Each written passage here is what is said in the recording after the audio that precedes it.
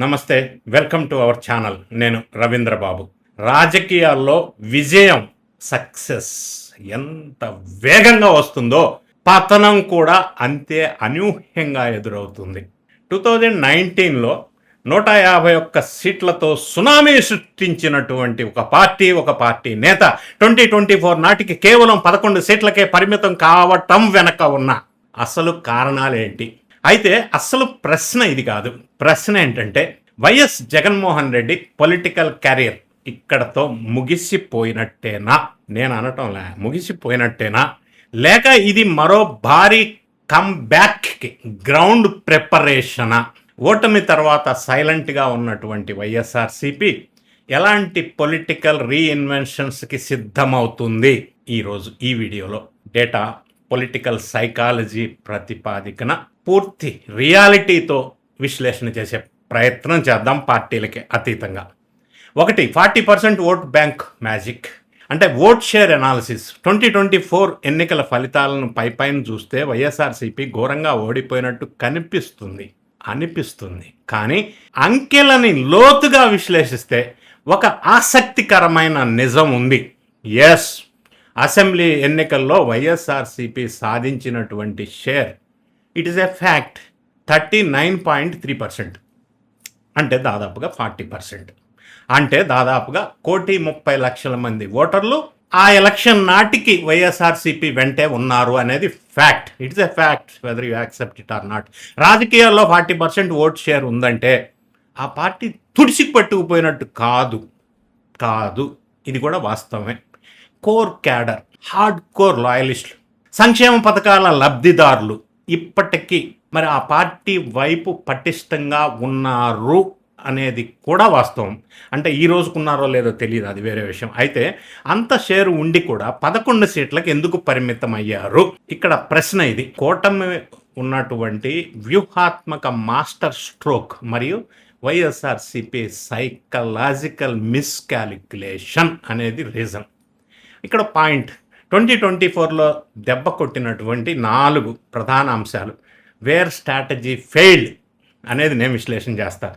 2024 ఎన్నికల్లో వైఎస్ఆర్సీపీకి దెబ్బతీసిన ప్రధానమైన 4 అంశాలు నా analysis. 1, welfare versus wealth creation. ఇది ప్రధానమైన ఒక పాయింట్. ఉచిత పథకాలు నెల ఏదో ఒక పేరుతో అకౌంట్లో పడే నగదు మాత్రమే ఎన్నికలలో గెలిపిస్తుంది అనుకోవటం అతిపెద్ద పొరపాటు. ఎస్, మౌలిక వసతులు అంటే బేసిక్ ఇన్ఫ్రాస్ట్రక్చర్, ఇండస్ట్రీస్, ఇన్వెస్ట్మెంట్స్, ఉద్యోగ ఉపాధి అవకాశాలు 5 ఏళ్ల పాటు ఆశించిన స్థాయిలో లేకపోవటం పట్టణ ప్రజల్లో, మరి ముఖ్యంగా యువతలో తీవ్ర అసంతృప్తిని పెంచింది. ఇది ఫ్యాక్ట్. నా 3వ point, missing middle class, the ignored middle class. ఇది ఒక పాయింట్. నడి రోడ్డుపై నిలబడిన మధ్యతరగతి, ప్రభుత్వ ఉద్యోగులు, ఉపాధ్యాయులు, ఐటీ ప్రొఫెషనల్స్ తాము చెల్లిస్తున్నటువంటి పన్నులకు, ట్యాక్స్కు ప్రతిఫలంగా డెవలప్మెంట్ కోరుకుంటారు. కానీ వారి అవసరాలను అంచనా వేయటంలో ప్రభుత్వం విఫలమైంది. ఇంకొక పాయింట్ ఇక్కడ, నెక్స్ట్ పాయింట్ విఫలం అవటానికి, కమ్యూనికేషన్ అండ్ లీడర్షిప్ స్టైల్. ఇది ప్రధానమైన కారణం. కింది స్థాయిలో ఉన్నటువంటి క్యాడర్కు, ముఖ్య నేతకు అధినాయకత్వంతో అనుసంధానం, కనెక్టివిటీ తగ్గటం, వన్ వే కమ్యూనికేషన్ కేవలం బటన్ నొక్కటానికే పరిమితం కావటం పార్టీ నిర్మాణాత్మక పునాదిని దెబ్బతీసింది. అదొక కారణం. నెక్స్ట్ పాయింట్, ఐక్య ప్రతిపక్షం అండ్ యువతి అపీల్.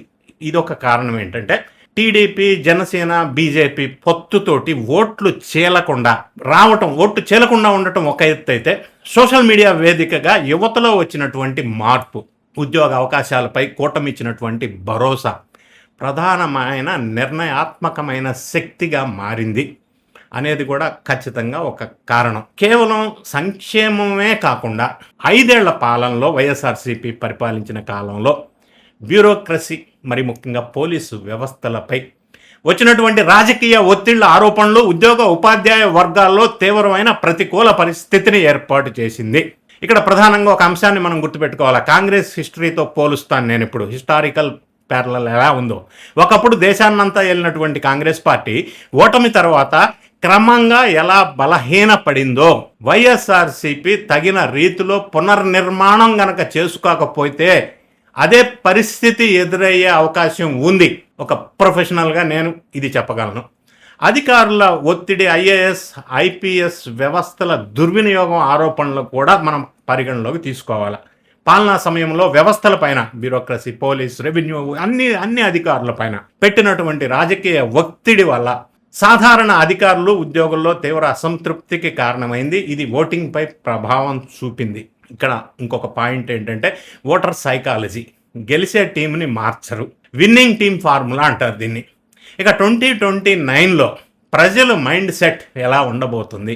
కూటమి ప్రభుత్వం గనక సంక్షేమం ప్లస్ అభివృద్ధి రెండు గనక ఈక్వల్గా సక్సెస్ఫుల్గా బ్యాలెన్స్ చేస్తూ ముందుకు వెళితే జనాలు గెలిచిన టీంనే మళ్ళీ ఎంచుకుంటారు.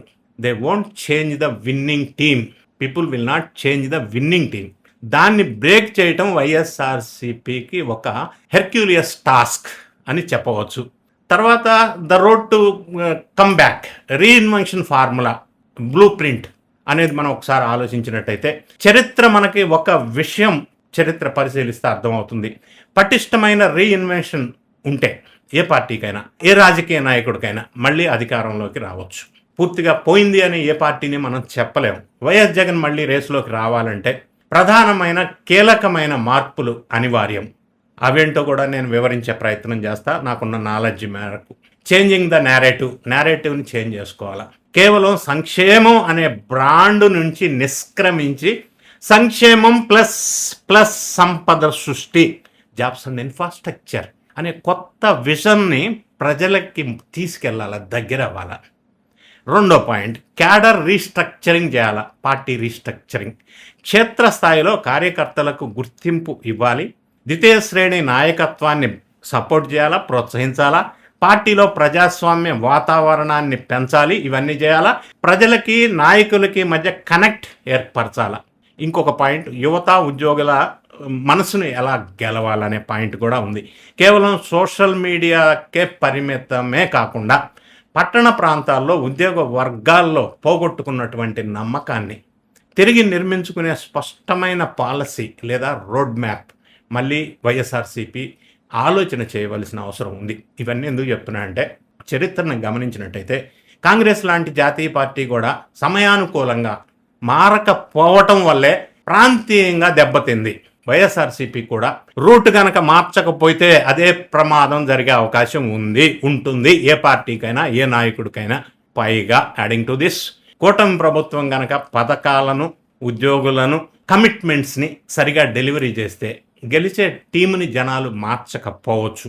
అదే రాజకీయం 2029లో జగన్కి అతిపెద్ద సవాలుగా మారే అవకాశం ఉండవచ్చు. ఇదొక ఛాలెంజ్ టు ఓవర్కమ్ వైసీపీ వాళ్ళు.